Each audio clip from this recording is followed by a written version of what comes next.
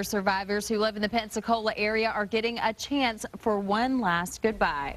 The Pearl Harbor Initiative is taking the veterans back to the 70th anniversary of the attack. Fox 10's Corey Pippen spoke to two veterans about their trip of a lifetime. Retired Lieutenant Commander Calf Williams was a radioman in the Navy when his ship made its way to Pearl Harbor in 1941. The 91-year-old and a friend were getting breakfast on the base when the attacks began. And we saw these low-flying planes coming in, shooting, dropping bombs, so forth. And we thought it was a continuation of the Army Air Corps maneuvers that they had been having for about 2 weeks.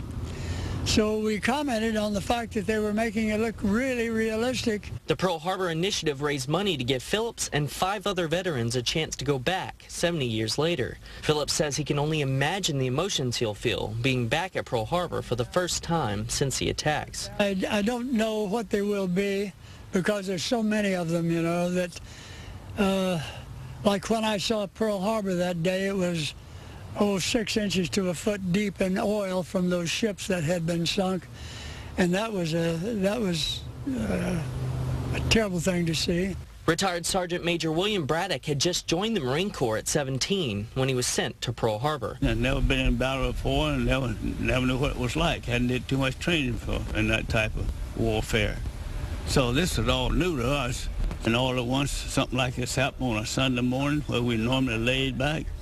We just holding our breath. We didn't know what was going on. Both Phillips and Braddock say they're thrilled to get the chance to go back. I'm going to feel alive with joy because I'm going to take a look around. This place is not going to look a thing like it was when I left.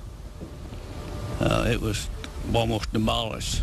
I just know that it will be meaningful to me in some way. I can't imagine exactly how, but I know it will be something that I'll remember probably for the rest of my life.